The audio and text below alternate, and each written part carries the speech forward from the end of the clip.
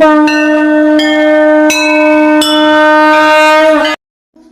त्र्यंबकम यजामहे सुगंधिम पुष्टिवर्धनम उर्वारुकमिव बंधनात् मृत्योर्मोक्षमामृतात्। प्रिय भक्तों, समस्त मंगल कामनाओं के लिए भगवान शिव और माता पार्वती से बढ़कर इस दुनिया में, इस जगत में कोई नहीं है। देवों के देव महादेव सोमवार के दिन अपने भक्तों पर अतिशीघ्र प्रसन्न हो जाते हैं। इसीलिए सोमवार के दिन भक्त को चाहिए कि इनके दिव्य मंत्र जाप का श्रवण करें, इनकी पूजा आराधना करें, इनका रुद्रा अभिषेक करें। इसलिए आज हम भगवान शिव का एक ऐसा दिव्य मंत्र जाप का श्रवण लेकर के आए हैं, जिसका अगर आप 108 बार जाप या श्रवण कर लेते हैं तो आपको देवों के देव महादेव जी का आशीर्वाद प्राप्त हो जाएगा और महादेव अतिशीघ्र प्रसन्न हो जाएंगे। ये मेरा दावा है, क्योंकि लाखों भक्तों ने इस मंत्र को जाप कर श्रवण करके अपनी मनोकामना को पूर्ण किया है। जगत के पालनकर्ता भगवान विष्णु ने इस मंत्र को माता पार्वती और महादेव शंकर जी के विवाह के समय उच्चारण किया था। इसीलिए इस मंत्र में बहुत ही अद्भुत शक्ति है। तो आइए इस मंत्र जाप का श्रवण कर लेते हैं। मंत्र कुछ इस प्रकार से है, लेकिन इससे पहले अगर आपको वीडियो अच्छा लगे तो लाइक, सब्सक्राइब, शेयर और कमेंट करना नहीं भूलिएगा। कमेंट में ओम सोमेश्वराय नमः लिख करके अपनी उपस्थिति जाहिर कीजिएगा। ओम त्र्यंबकम यजामहे सुगंधिम पुष्टिवर्धनम उर्वारुकमिव बंधनात् मृत्योर्मोक्षमामृतात्। ओम त्र्यंबकम यजामहे सुगंधिम पुष्टिवर्धनम उर्वारुकमिव बंधनात् मृत्योर्मोक्षमामृतात्। ओम त्र्यंबकम यजामहे सुगंधिम पुष्टिवर्धनम उर्वारुकमिव बंधनात् मृत्योर्मोक्षमामृतात्। ओम त्र्यंबकम यजामहे सुगंधिम पुष्टिवर्धनम उर्वारुकमिव बंधनात् मृत्योर्मोक्षमामृतात्। ओम त्र्यंबकम यजामहे सुगंधिम पुष्टिवर्धनम उर्वारुकमिव बंधनात् मृत्योर्मोक्षमामृतात्। ओम त्र्यंबकम यजामहे सुगंधिम पुष्टिवर्धनम उर्वारुकमिव बंधनात् मृत्योर्मोक्षमामृतात्। ओम त्र्यंबकम यजामहे सुगंधिम पुष्टिवर्धनम उर्वारुकमिव बंधनात् मृत्योर्मोक्षमामृतात्। ओम त्र्यंबकम यजामहे सुगंधिम पुष्टिवर्धनम उर्वारुकमिव बंधनात् मृत्योर्मोक्षमामृतात्। ओम त्र्यंबकम यजामहे सुगंधिम पुष्टिवर्धनम उर्वारुकमिव बंधनात् मृत्योर्मोक्षमामृतात्। ओम त्र्यंबकम यजामहे सुगंधिम पुष्टिवर्धनम उर्वारुकमिव बंधनात् मृत्योर्मोक्षमामृतात्। ओम त्र्यंबकम यजामहे सुगंधिम पुष्टिवर्धनम उर्वारुकमिव बंधनात् मृत्योर्मोक्षमामृतात्। ओम त्र्यंबकम यजामहे सुगंधिम पुष्टिवर्धनम उर्वारुकमिव बंधनात् मृत्योर्मोक्षमामृतात्। ओम त्र्यंबकम यजामहे सुगंधिम पुष्टिवर्धनम उर्वारुकमिव बंधनात् मृत्योर्मोक्षमामृतात्। ओम त्र्यंबकम यजामहे सुगंधिम पुष्टिवर्धनम उर्वारुकमिव बंधनात् मृत्योर्मोक्षमामृतात्। ओम त्र्यंबकम यजामहे सुगंधिम पुष्टिवर्धनम उर्वारुकमिव बंधनात् मृत्योर्मोक्षमामृतात्। ओम त्र्यंबकम यजामहे सुगंधिम पुष्टिवर्धनम उर्वारुकमिव बंधनात् मृत्योर्मोक्षमामृतात्। ओम त्र्यंबकम यजामहे सुगंधिम पुष्टिवर्धनम उर्वारुकमिव बंधनात् मृत्योर्मोक्षमामृतात्। ओम त्र्यंबकम यजामहे सुगंधिम पुष्टिवर्धनम उर्वारुकमिव बंधनात् मृत्योर्मोक्षमामृतात्। ओम त्र्यंबकम यजामहे सुगंधिम पुष्टिवर्धनम उर्वारुकमिव बंधनात् मृत्योर्मोक्षमामृतात्। ओम त्र्यंबकम यजामहे सुगंधिम पुष्टिवर्धनम उर्वारुकमिव बंधनात् मृत्योर्मोक्षमामृतात्। ओम त्र्यंबकम यजामहे सुगंधिम पुष्टिवर्धनम उर्वारुकमिव बंधनात् मृत्योर्मोक्षमामृतात्। ॐ त्र्यम्बकं यजामहे सुगन्धिं पुष्टिवर्धनम् उर्वारुकमिव बन्धनात् मृत्योर्मोक्षमामृतात्। ॐ त्र्यम्बकं यजामहे सुगन्धिं पुष्टिवर्धनम् उर्वारुकमिव बन्धनात् मृत्योर्मोक्षमामृतात्। ॐ त्र्यम्बकं यजामहे सुगन्धिं पुष्टिवर्धनम् उर्वारुकमिव बन्धनात् मृत्योर्मोक्षमामृतात्। ॐ त्र्यम्बकं यजामहे सुगन्धिं पुष्टिवर्धनम् उर्वारुकमिव बन्धनात् मृत्योर्मोक्षमामृतात्।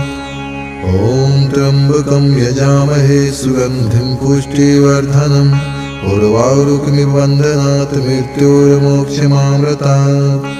ॐ त्र्यम्बकं यजामहे सुगन्धिं पुष्टिवर्धनम् उर्वारुकमिव बन्धनात् मृत्योर्मोक्षमामृतात्। ॐ त्र्यम्बकं यजामहे सुगन्धिं पुष्टिवर्धनम् उर्वारुकमिव बन्धनात् मृत्योर्मोक्षमामृतात्। ॐ त्र्यम्बकं यजामहे सुगन्धिं पुष्टिवर्धनम् उर्वारुकमिव बन्धनात् मृत्योर्मोक्षमामृतात्। ॐ त्र्यम्बकं यजामहे सुगन्धिं पुष्टिवर्धनम् उर्वारुकमिव बन्धनात् मृत्योर्मोक्षमामृतात्। ॐ त्र्यम्बकं यजामहे सुगन्धिं पुष्टिवर्धनम् उर्वारुकमिव बन्धनात् मृत्योर्मोक्षमामृतात्। ॐ त्र्यम्बकं यजामहे सुगन्धिं पुष्टिवर्धनम् उर्वारुकमिव बन्धनात् मृत्योर्मोक्षमामृतात्। ॐ त्र्यम्बकं यजामहे सुगन्धिं पुष्टिवर्धनम् उर्वारुकमिव बन्धनात् मृत्योर्मोक्षमामृतात्। ॐ त्र्यम्बकं यजामहे सुगन्धिं पुष्टिवर्धनम् उर्वारुकमिव बन्धनात् मृत्योर्मोक्षमामृतात्। ॐ त्र्यम्बकं यजामहे सुगन्धिं पुष्टिवर्धनम् उर्वारुकमिव बन्धनात् मृत्योर्मोक्षमामृतात्। ॐ त्र्यम्बकं यजामहे सुगन्धिं पुष्टिवर्धनम् उर्वारुकमिव बन्धनात् मृत्योर्मोक्षमामृतात्।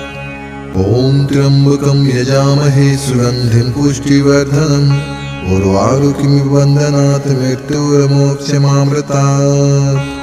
ॐ त्र्यम्बकं यजामहे सुगन्धिं पुष्टिवर्धनम् उर्वारुकमिव बन्धनात् मृत्योर्मोक्षमामृतात्। ॐ त्र्यम्बकं यजामहे सुगन्धिं पुष्टिवर्धनम् उर्वारुकमिव बन्धनात् मृत्योर्मोक्षमामृतात्।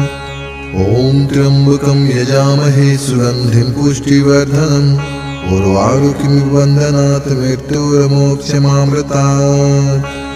ॐ त्र्यम्बकं यजामहे सुगन्धिं पुष्टिवर्धनम् उर्वारुकमिव बन्धनात् मृत्योर्मोक्षमामृतात्। ॐ त्र्यम्बकं यजामहे सुगन्धिं पुष्टिवर्धनम् उर्वारुकमिव बन्धनात् मृत्योर्मोक्षमामृतात्। ॐ त्र्यम्बकं यजामहे सुगन्धिं पुष्टिवर्धनम् उर्वारुकमिव बन्धनात् मृत्योर्मोक्षमामृतात्।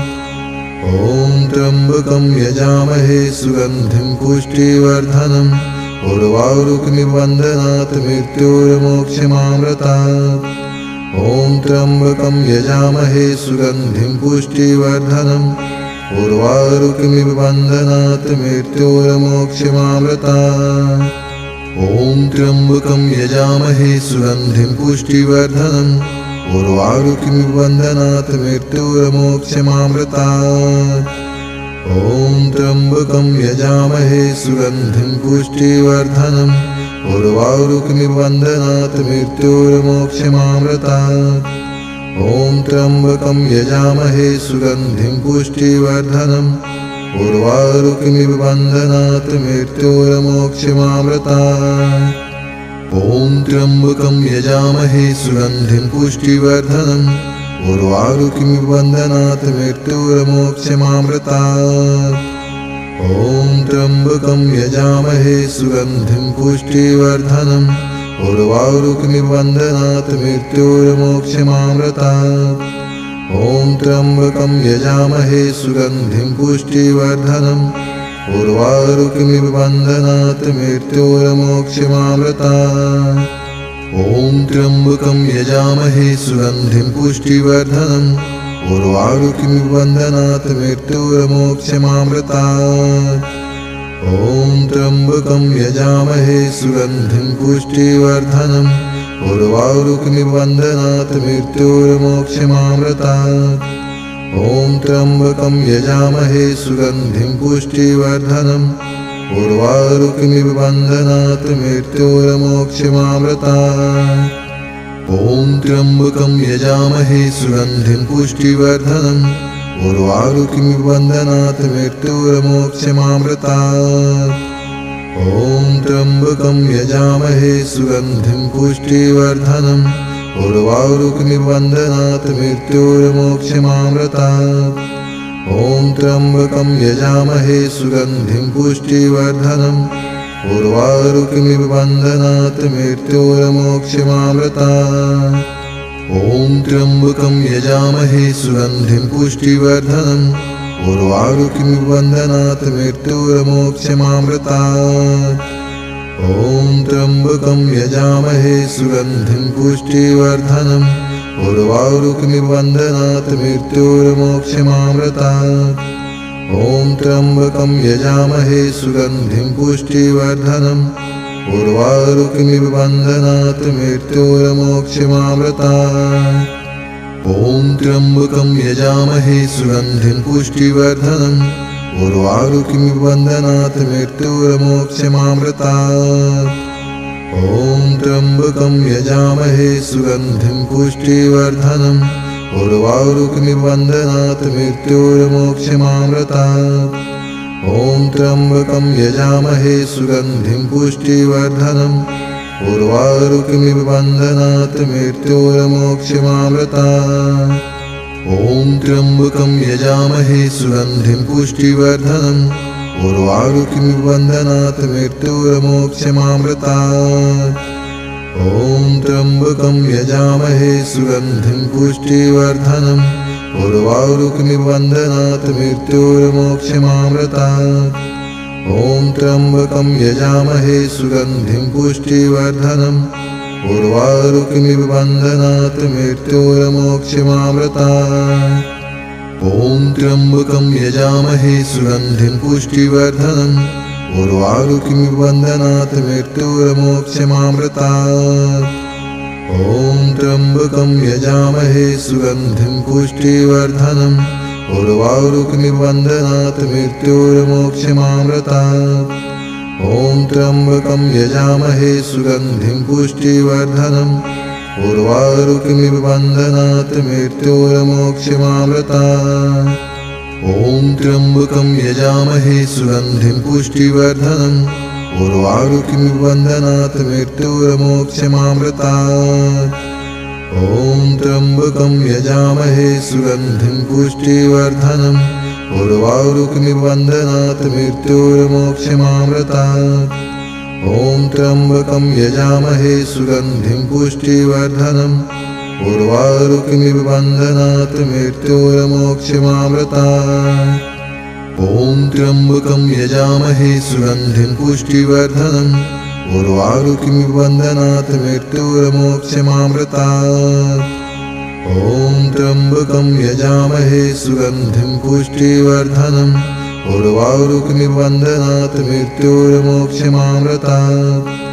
ॐ त्र्यम्बकं यजामहे सुगन्धिं पुष्टिवर्धनम् उर्वारुकमिव बन्धनात् मृत्योर्मोक्षमामृतात् ॐ त्र्यम्बकं यजामहे सुगन्धिं पुष्टिवर्धनम् उर्वारुकमिव बन्धनात् मृत्योर्मोक्षमामृतात् ॐ त्र्यम्बकं यजामहे सुगन्धिं पुष्टिवर्धनम् उर्वारुकमिव बन्धनात् मृत्योर्मोक्षमामृतात् ॐ त्र्यम्बकं यजामहे सुगन्धिं पुष्टिवर्धनम् उर्वारुकमिव बन्धनात् मृत्योर्मोक्षमामृतात् ॐ त्र्यम्बकं यजामहे सुगन्धिं पुष्टिवर्धनम् उर्वारुकमिव बन्धनात् मृत्योर्मोक्षमामृतात् ॐ त्र्यम्बकं यजामहे सुगन्धिं पुष्टिवर्धनम् उर्वारुकमिव बन्धनात् मृत्योर्मोक्षमामृतात्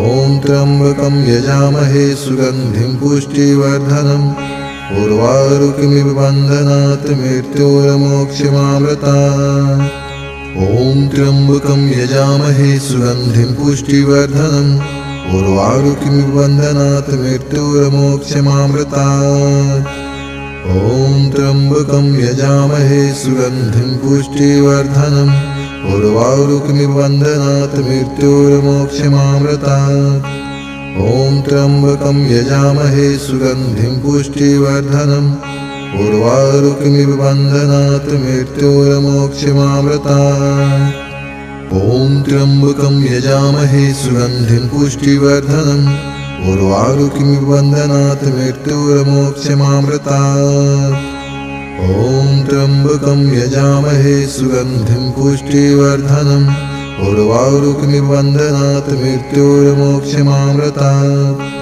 ॐ त्र्यम्बकं यजामहे सुगन्धिं पुष्टिवर्धनम् उर्वारुकमिव बन्धनात् मृत्योर्मोक्षमामृतात् ॐ त्र्यम्बकं यजामहे सुगन्धिं पुष्टिवर्धनम् उर्वारुकमिव बन्धनात् मृत्योर्मोक्षमामृतात् ॐ त्र्यम्बकं यजामहे सुगन्धिं पुष्टिवर्धनम् उर्वारुकमिव बन्धनात् मृत्योर्मोक्षमामृतात् ॐ त्र्यम्बकं यजामहे सुगन्धिं पुष्टिवर्धनम् उर्वारुकमिव बन्धनात् मृत्योर्मोक्षमामृतात् ॐ त्र्यम्बकं यजामहे सुगन्धिं पुष्टिवर्धनम् उर्वारुकमिव बन्धनात् मृत्योर्मोक्षमामृतात् ॐ त्र्यम्बकं यजामहे सुगन्धिं पुष्टिवर्धनम् उर्वारुकमिव बन्धनात् मृत्योर्मोक्षमामृतात् ॐ त्र्यम्बकं यजामहे सुगन्धिं पुष्टिवर्धनम् उर्वारुकमिव बन्धनात् मृत्योर्मोक्षमामृतात् ॐ त्र्यम्बकं यजामहे सुगन्धिं पुष्टिवर्धनम् उर्वारुकमिव बन्धनात् मृत्योर्मोक्षमामृतात् ॐ त्र्यम्बकं यजामहे सुगन्धिं पुष्टिवर्धनम् उर्वारुकमिव बन्धनात् मृत्योर्मोक्षमामृतात् ॐ त्र्यम्बकं यजामहे सुगन्धिं पुष्टिवर्धनम् उर्वारुकमिव बन्धनात् मृत्योर्मोक्षमामृतात् ॐ त्र्यम्बकं यजामहे सुगन्धिं पुष्टिवर्धनम् उर्वारुकमिव बन्धनात् मृत्योर्मोक्षमामृतात् ॐ त्र्यम्बकं यजामहे सुगन्धिं पुष्टिवर्धनम् उर्वारुकमिव बन्धनात् मृत्योर्मोक्षमामृतात् ॐ त्र्यम्बकं यजामहे सुगन्धिं पुष्टिवर्धनम् उर्वारुकमिव बन्धनात् मृत्योर्मोक्षमामृतात् ॐ त्र्यम्बकं यजामहे सुगन्धिं पुष्टिवर्धनम् उर्वारुकमिव बन्धनात् मृत्योर्मोक्षमामृतात् ॐ त्र्यम्बकं यजामहे सुगन्धिं पुष्टिवर्धनम् उर्वारुकमिव बन्धनात् मृत्योर्मोक्षमामृतात् ॐ त्र्यम्बकं यजामहे सुगन्धिं पुष्टिवर्धनम् उर्वारुकमिव बन्धनात् मृत्योर्मोक्षमामृतात् ॐ त्र्यम्बकं यजामहे सुगन्धिं पुष्टिवर्धनम् उर्वारुकमिव बन्धनात् मृत्योर्मोक्षमामृतात् ॐ त्र्यम्बकं यजामहे सुगन्धिं पुष्टिवर्धनम् उर्वारुकमिव बन्धनात् मृत्योर्मोक्षमामृतात्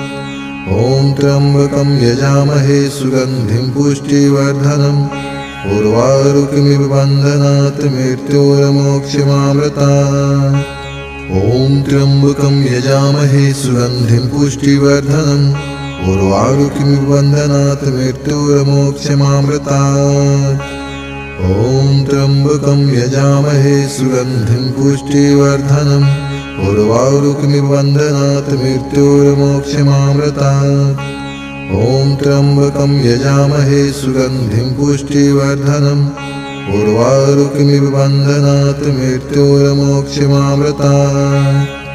ॐ त्र्यम्बकं यजामहे सुगन्धिं पुष्टिवर्धनम् उर्वारुकमिव बन्धनात् मृत्योर्मोक्षमामृतात्। ॐ त्र्यम्बकं यजामहे सुगन्धिं पुष्टिवर्धनम् उर्वारुकमिव बन्धनात् मृत्योर्मोक्षमामृतात्। ॐ त्र्यम्बकं यजामहे सुगन्धिं पुष्टिवर्धनम् उर्वारुकमिव बन्धनात् मृत्योर्मोक्षमामृतात्। ॐ त्र्यम्बकं यजामहे सुगन्धिं पुष्टिवर्धनम् उर्वारुकमिव बन्धनात् मृत्योर्मोक्षमामृतात्। ॐ त्र्यम्बकं यजामहे सुगन्धिं पुष्टिवर्धनम् उर्वारुकमिव बन्धनात् मृत्योर्मोक्षमामृतात्। ॐ त्र्यम्बकं यजामहे सुगन्धिं पुष्टिवर्धनम् उर्वारुकमिव बन्धनात् मृत्योर्मोक्षमामृतात्।